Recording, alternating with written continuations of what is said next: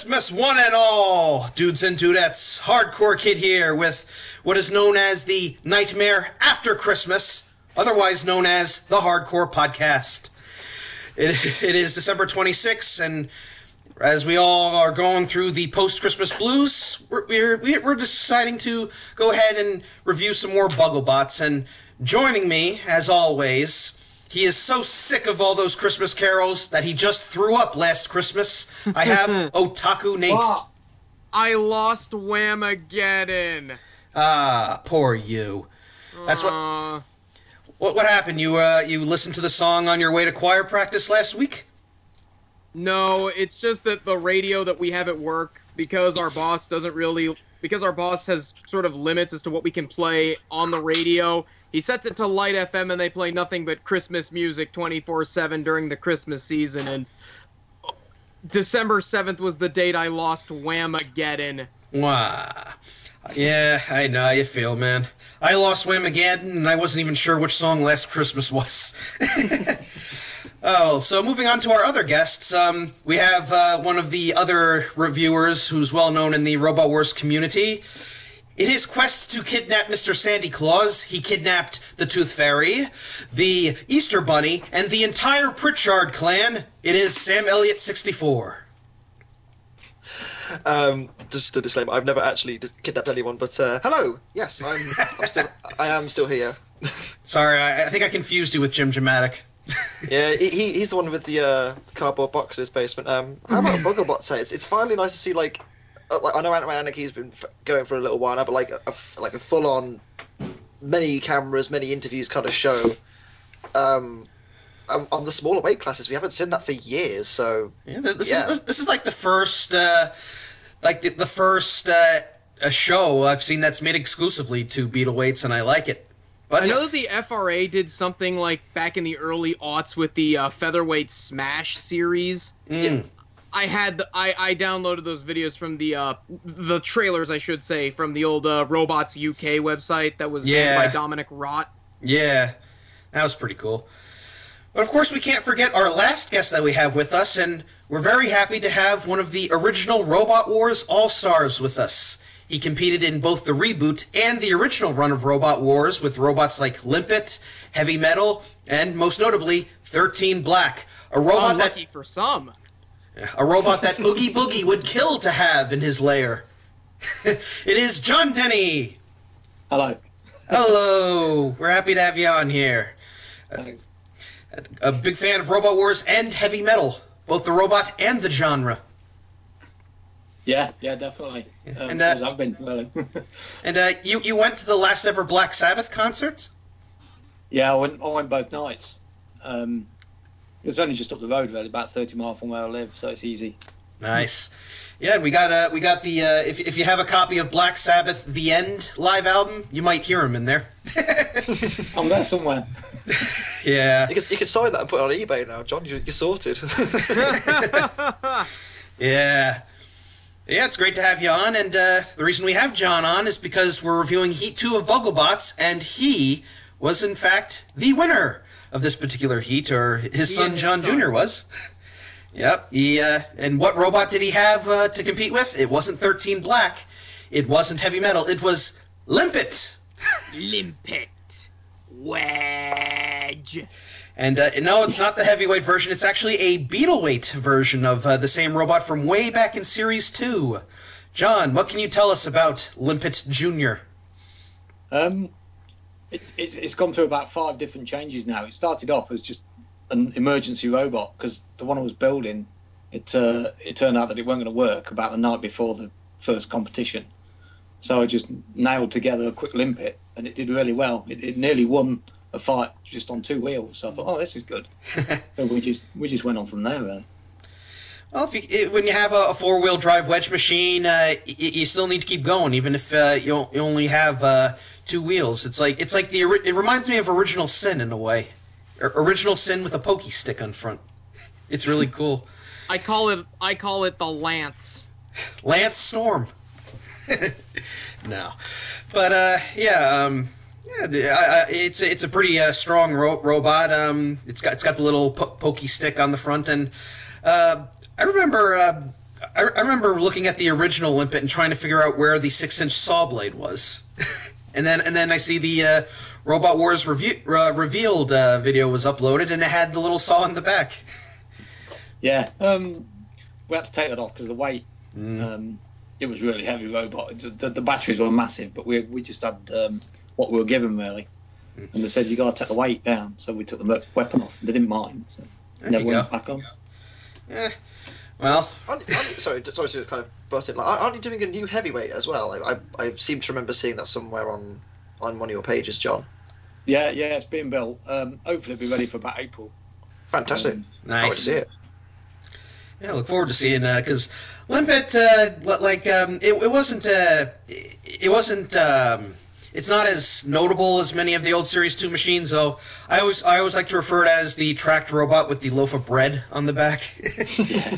Yeah, it was cool, but it's always great to see some really old machines, or either making a comeback or making sort of a tribute or some kind of sort. Like it might not be as super cool, flashy, but it's still, as long as it's reliable and has some decent power to it. Hey, yeah, I mean the original one, it would have cost.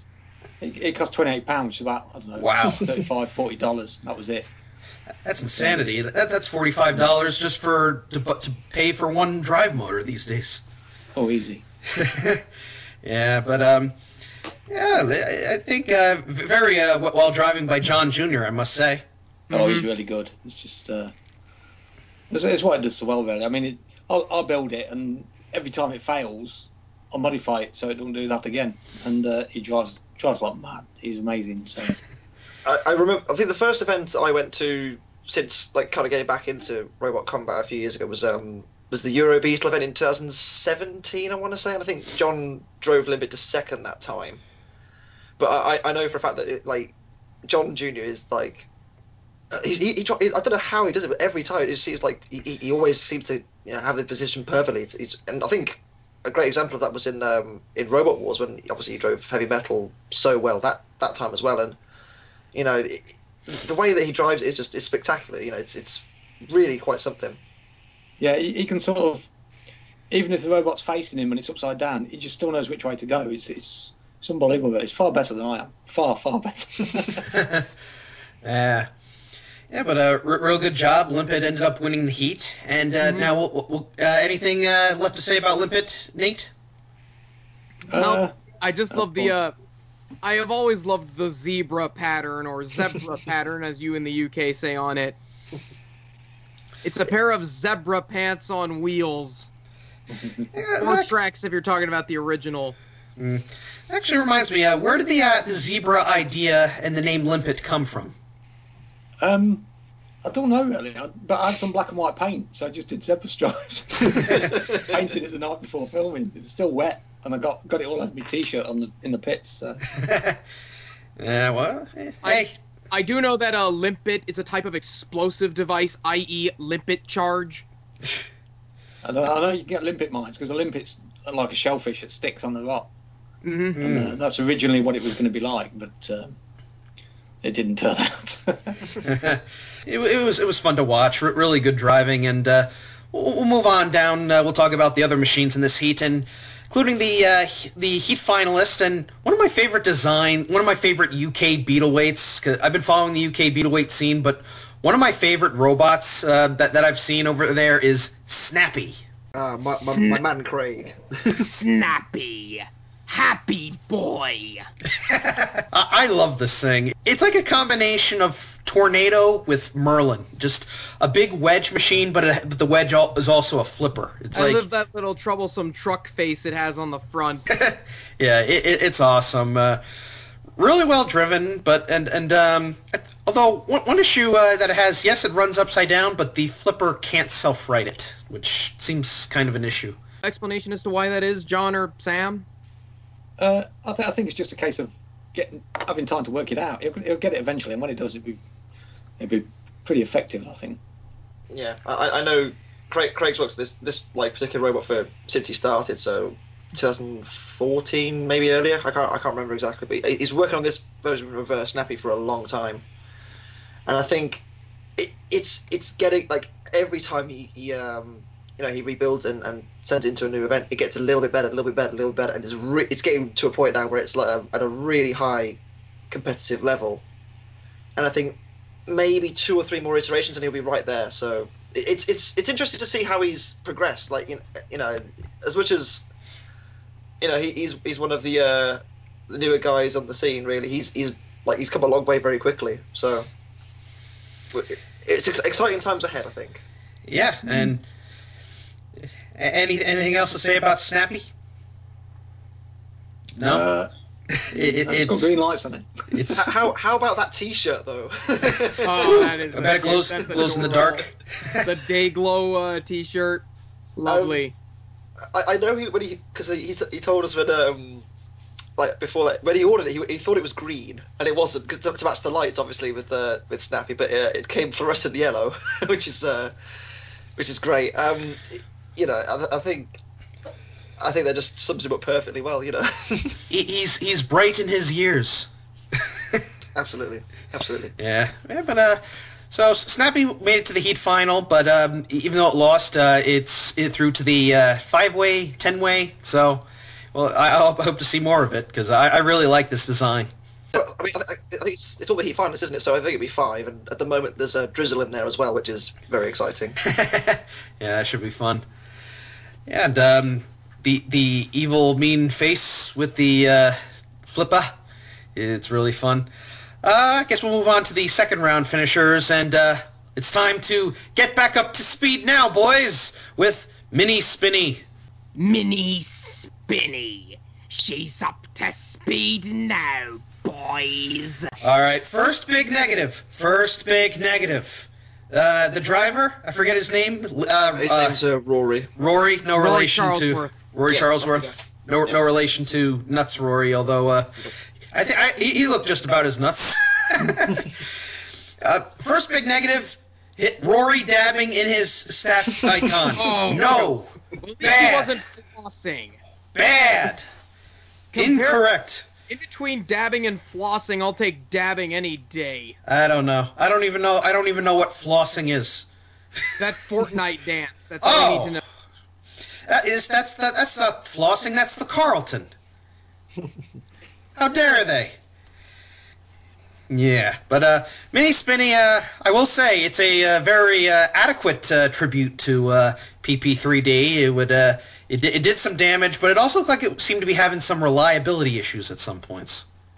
Like sometimes the weapon would not, or the drive would not go at the same time. Looked like it may have been having some ESC issues, something like that. Also, can we also talk about the elephant in the room and that it constantly had its link hanging out? Yeah. Well, at least the link didn't get, it did get knocked out at one point, didn't it? I think Beetles in general, just like particularly a robot like Mini Spinny, where there's a lot going on, it's kind of difficult to find space for it. Yeah. Like with the bigger machines, you can probably find a little bit more space in the robot to kind of tidy up a little bit, but Beetles, it's obviously kind of difficult to do so. Yeah, but it's a nice little tribute, I will say. It looks just like the original. It's got the disc. It's got the little weird scaly design on the back. I love that. I thought the attention to detail was again really nice to kind of have that kind of ridged effect over the back. It looks properly nice. John, what do you think of Mini Spinny? It's quite powerful. It's just it's the same problem with all spinners really. They do a massive disc and then a couple of hits and they can be out of it, or they can do really well. Look, with the way the disc mounted, it's easier to control than a vertical disc, far easier. So, yeah, got that going for it. Yeah, and but it is fun to see, and like I said, it's always nice to see like these sort of tributes. Or what would you like if you were to see a robot in a certain weight class that you would like to see like competing in a different class with the same design? Like essentially in this episode we got PP3D versus Series 2 Limpet, and yeah, that was fun to see, and yeah, little teething troubles here and there, but I think if Rory can really bang it out a lot more, I think he can get some more good hits. Also, I I marked out over Suv and Steven whenever they talked about Mini Spinny getting its disc up to speed. Yeah. Yeah, Rory built some fantastic robots outside of this as well. I mean, I think I don't know if you guys have heard of Aegis, who I think won the Robo Challenge Rumble last year. I think. I don't remember which one that was. Me neither. It's a really nice robot. You should look it up if you get the chance to. And I think, I think he's got 2 versions of that now. He's got some really nice robots as Rory. So, I think again with a bit of tweaking, he's going to have a robot that's very dangerous. And I look forward to seeing it. And so Mini Spinny made it to the second rounds, and he was one of the big spinners in this episode. The other big spinner was a robot that I actually had my pick to win this heat, and unfortunately, it was not to be. I ended up getting DWI'd by Bourbon. Bourbon, drum spinner. I want bourbon, I want scotch, I want beer. It's 1 bourbon, 1 scotch, 1 beer. Oh, don't tell me It's how also to... it's also a biscuit, not whiskey. Really? Yeah, Be- but We tend to think of it as biscuits here. yeah. I had biscuits last night. Yeah, it's kind of like 2 chocolate biscuits and a bit of chocolate filling. It's great. Yeah, Best biscuit. Bourbon. I really liked Bourbon. I thought this was the pick to win the heat because it had that really nice drum spinner on it. Unfortunately, it doesn't run well upside down. It almost does the thing, but it kind of doesn't. No, it's like I think what happened is one wheel wasn't touching the ground when it was upside down, so it was just running on the fins and the wheel, and it just kept going around in circles. And and it was like at that point I thought, oh no, and then but then Snappy was able to get it back over, and I thought, yay, now it's back to fighting. But no, Bourbon got sobered up and drove into the pit. Yeah, that was unfortunate, but in the moments we saw it, it was doing really well. It did some really nice damage. It's a really pretty robot. Like it's so small. Like you saw the size difference between it when it fought it and Snapper when they fought each other. It's really tiny, and there's an awful lot going on again inside it. So I think it's a very potent machine. But I think that those small teething issues are just kind of getting it all well shaken in. If that's a term, like all shook up. Yeah, that's the one. You know what I mean. Like kind of getting those kind of early niggles out of it, and then it'll work really well. It's a great robot. Like I've seen it fight, before, and it's a terrific little machine. But yeah, it wasn't to be this time. And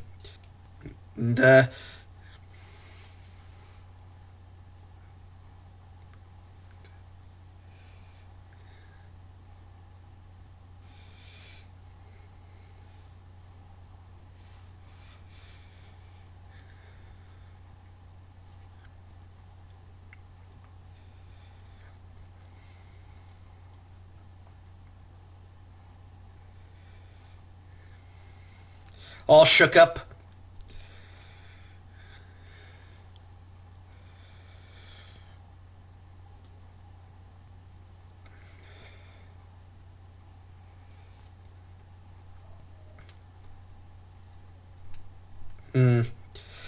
Yeah, but hopefully we're definitely going to see more because second round finishers go into a Rumble 2, I think. Yeah. I have no idea. We got to keep watching the series to see how it goes, but yeah.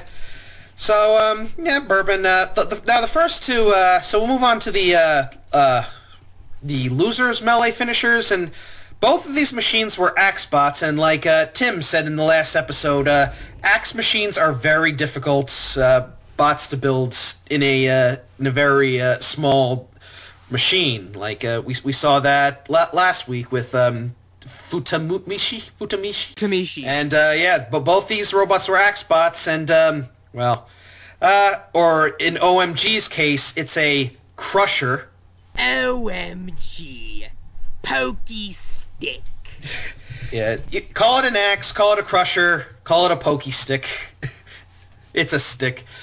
It actually kind of reminds me of Blacksmith in a way.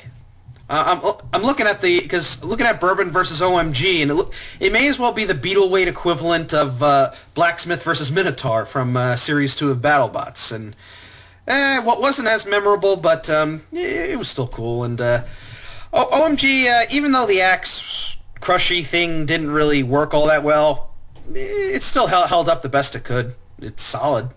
It could take a hit or two, couldn't it? Like, yeah, definitely. It's got a lot of durability. I think Neil said it was armored in titanium, so that's pretty sturdy stuff at that weight class. So it's any really, but particularly for what it is, it's a very decent little machine. And I think its biggest strength was more its drive than its pokey stick. I think the pokey stick helped, certainly helped. It could have helped had it been working the way they wanted it to, but it just seemed sturdy, and I think that was what it had going for it. But I think it just got a bit unlucky with the draw that it got. Am I crazy, or does Niels look a lot like Mr. Psycho? And Mike, not the actual robot. He's got the hair, the beard. I can see it. I can definitely. He's Dutch Mr. Psycho, the YouTuber, John, not the robot. Beers unite. Yeah.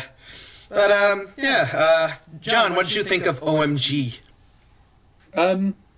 It's okay, but to me, axe bots they never get very far, so I've never really built one. Be fun to have a go though. Niels, he's from the Team Tyrip. They've got Tough as Nails and the Bash and all slew of machines. So yeah, it's cool to see everybody getting into the Beetleweight class and seeing what they can make out of it. And OMG was an interesting experiment.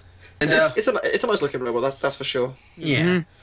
Plus, I love the little orange getup they got going for there. The color of Holland in the international games, referring to the House of Orange Nassau. Yeah, real cool. But so move on to the last robot in this heat and the other axe machine. It's a hard knocks life for us. It's a hard knocks life for us. Instead of treated Hard knocks. I'm a lumberjack and I'm okay. I sleep all night and I work all day. Seriously, the guy in charge of Hard Knocks had one hell of a beard. Yeah. That's a lumberjack beard there. But whose was better, his or Neil's? That's the real question. Answers in the comments for that one. Neil's is more like the gentleman sort of beard. The guy from Hard Knocks, and pardon me if I forget his name, that's like a proper lumberjack, like a Braun Strowman, Bruiser Brody type beard. Speaking of, you saw he was wearing his glorious Bobby Roode shirt. Whoa. As Hard Knocks goes, well, like I said, axes are tough to build into a small bot, and this there wasn't really much to say about Hard Knocks' weapon. It couldn't self-right, which is a big issue. The axe may as well have been a pokey stick. But it's solid, though. I mean, it managed to take all the hits from Bourbon. And but, yeah, I think with a bit of tinkering, they could possibly try and get more power into that axe. At least to help to get itself right. Brandon, out of curiosity, because I don't follow the Beatles as much as you do. How common are Beetleweight axe bots? Very, very rare. There was one about 5-6 years ago I fought called Mangle Essentially, it's a spring-powered axe that is able to that powers the axe weapon. So it can self-right. It can also it can actually make some good pokey bits into other bots. Like Mondo Bizarro has a few axe holes in its bottom plate from when I fought it, and yeah, it really depends on the tech and the materials that go into it. But I think like if you want to build an axe-powered beetle, I think using springs might be the best way to go. I'm not sure about pneumatics. No, the bottles would be too small and not have enough gas for it. Yeah, and you need everything you can get out of it. But yeah, Hard Knocks, a good try though. Sam, anything else to say about Hard Knocks? I think having it and OMG in the same heat was kind of a bit strange because obviously they're both very, very similar. But that's just the look of the draw, isn't it? I suppose it is the way it is.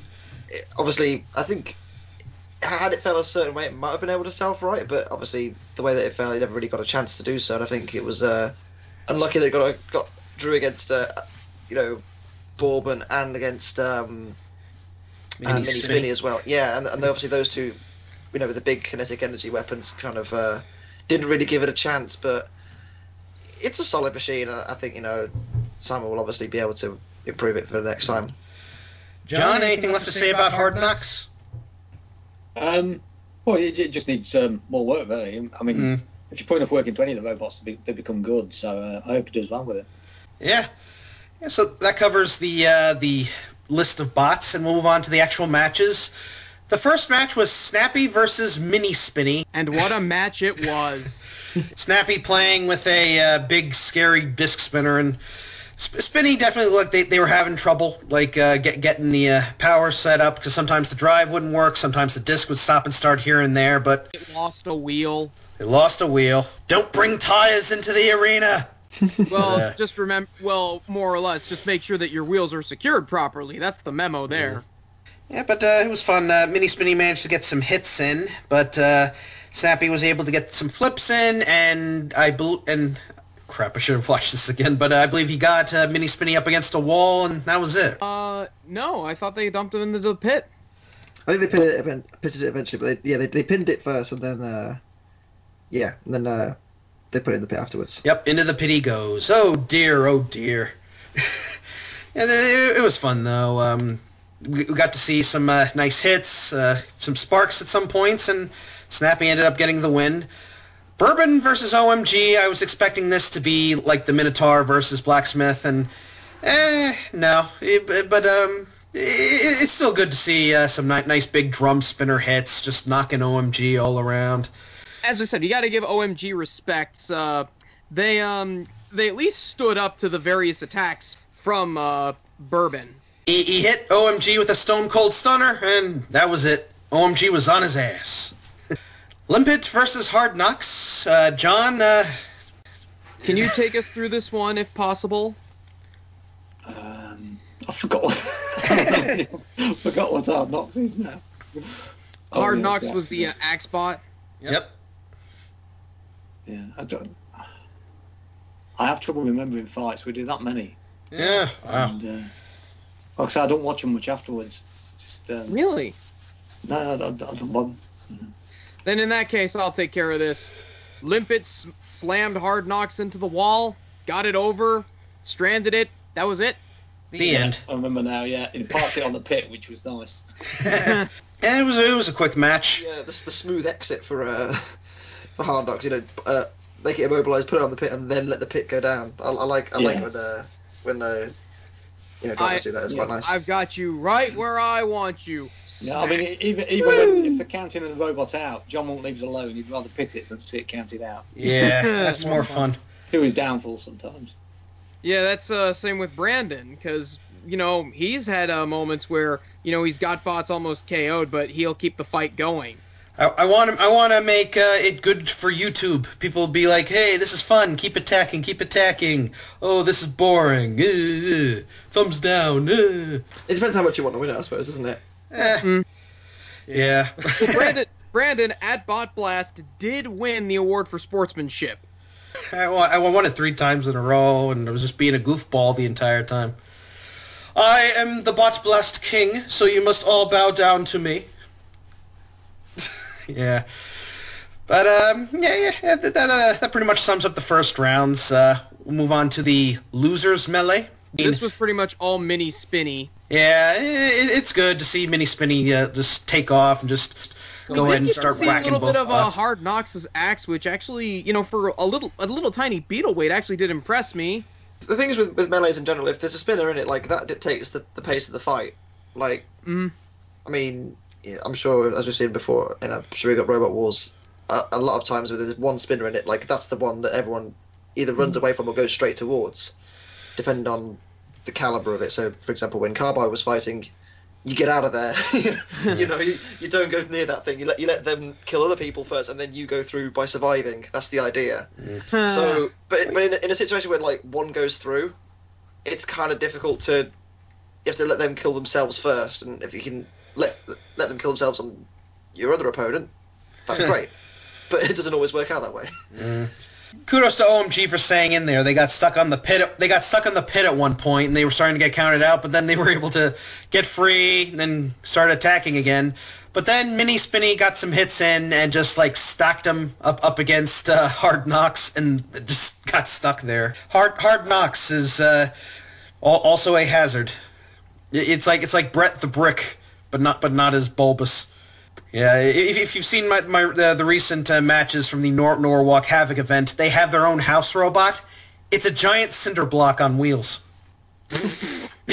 It moves really slowly. It goes up and down on like this thing, like Rob the Robot, and it just bumps into each other so slowly. It's so meta. It's hilariously meta. But Mini Spinny ended up getting the win here, and they move on to join Snappy, Limpet, and Bourbon in the second rounds. And the first match was Bourbon versus Snappy, I believe. Best fight of the episode. Yes. Question. Yes. Yeah, very back and forth here. The first half, it was all Bourbon, because once he got Snappy over, they just had Snappy on the run. But then they made the big mistake of flipping Snappy back onto its wheels. Snappy was able to get Bourbon upside down, and we later found that Bourbon does not run well upside down because one of the wheels goes off the ground. It almost got counted out on a few occasions, but it was still able to move out of its circumference. Yep. And then Snappy flipped Bourbon over, and I'm like, yay, the match can continue. Maybe Bourbon can make a comeback.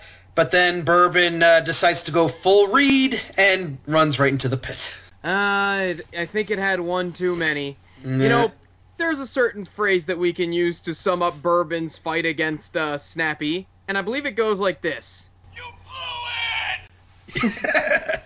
I think the issue that there was I think Bourbon was dead on one side, I think. I don't think... The guy said in an interview that the drive must have shorted out or something. Yeah, I think on the one side he did say that, because he kind of wheeled like one way into the pit. Yeah. So, yeah. Yeah, it's unfortunate, but hopefully we get to see Bourbon make a comeback. John, what did you think of this match? Again, I mean, if Craig gets his self-writer sorted, he could finish matches like that much quicker. It went so long because he hadn't got very good control being upside down. Just because to show, as soon as he went back up the other way, it more or less went to him. Yeah, so Bourbon ends up going out. Snappy is through to the Heat Final, and joining him, it would be either Mini Spinny or Limpet. And, this was another fun match. I was surprised that Mini Spinny was able to catch one of Limpet's wheels. I mean, I think the first bit of debris on the floor, everyone was kind of like, oh, it's one of the wheels that come off. No, it was the pit release tyre that went on the floor. and then later he did, I think he caught the wheel at the same time, but at the top. Yeah. And it was a cracking shot where they slowed it right down. You could see it hitting the top of Limpet's wheel, and I was kind of like, "Oh, hello." Yeah, and now I do want to address a little bit of controversy, and that's the ending of the match, because both robots ended up going into the pit, but they decided they were going to judge the match up until both robots ended up in the pit at the same time. To me, I think the rule should be that the robot that was in control of the pitting, in this case it was Limpet, the victory should be given to that machine. Because I think they made the right call, because if I was the judge in that situation, I would have given it to Limpet, because if you look at it on camera, Mini Spinny went in first. Yeah. And since Limpet was in control of Mini Spinny when they pushed it into the pit, they would have been given them the victory regardless. The thing is, if they're going to say, oh, such and such hit the pit first, who hit the floor first, they've got to have a camera in there or something. Otherwise, exactly. You can include the law. And plus, like, if what you see on the show is not what's happened. It was a bit more drawn out than that, and I weren't happy. So the least. Plus as well, like, if, as you say, if there's a robot in control, let's say, of the pitting, what happens if they just both accidentally just fall in? Like, they're both kind of on the edge and they just both fall in. It's I do see what you're hitting at, like insight, because I think I agree. I think Limpet rightly won the fight. It was it was a no-brainer for me. But it's not always obvious who's in control at that point. I think judging up to the moment where the pit is, in use, I think that's more sensible, because that way you get a more fair determination of the fight. Well, when we fight with ant weights in the UK anyway, I mean, if you're driving an ant weight and you push another robot in the pit or out of the arena, you win. Yeah. Because you're the one in control. So Yeah. it's as simple as that. I on my thoughts on what happens if two robots fall in the pit at the same time. I say, just go the easy route and restart the match from whatever time they fell in the pit.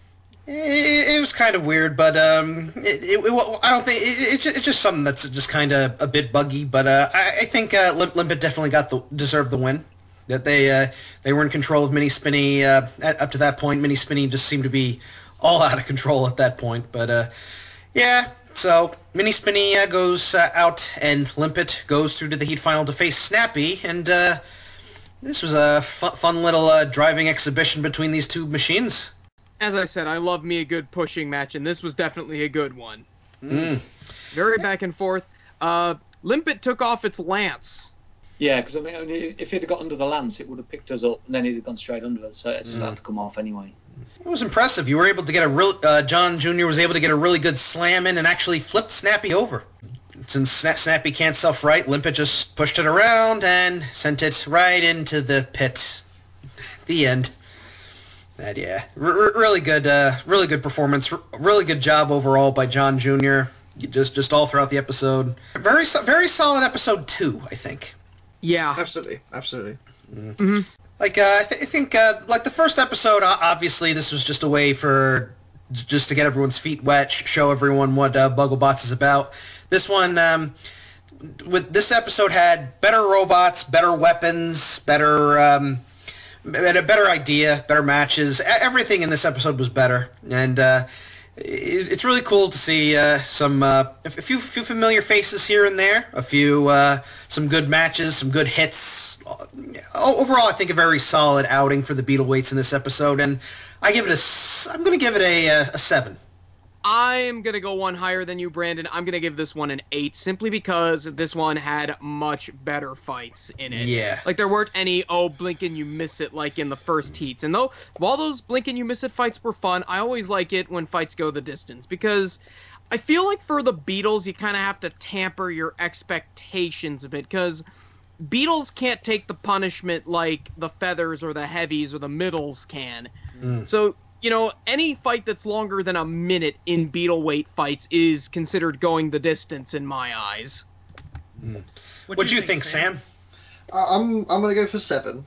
Just so there's a little bit more room to grow into the rest of the series. I think there's still more to come. But one thing I found interesting is, like, a lot of complaints with BattleBots Season 3 in particular was the sheer volume of spinners. So far, the 2 heat winners have both been Wedges. Wedge. Very meta. Which is interesting. Obviously, it was kind of the opposite in BattleBots. Obviously, there were wedge-esque machines in there, such as your Vanquishes, your Ducks, and so on and so forth. But ultimately, the big spinners came out. Whereas in the Beatles, so far at least, the wedges have come good. So it's intriguing to me that at the moment the spinners aren't showing the true potential. I dare say that might change later in the series. At some point I'm sure it will do, but I don't know. I just find it interesting that so far the wedge meta is the one that's pretty strong in the Beatles, and I'm excited to see what Limpet can do in the final for John's sake. Yeah. So John, both of you and John Jr., congrats on making it to the grand final.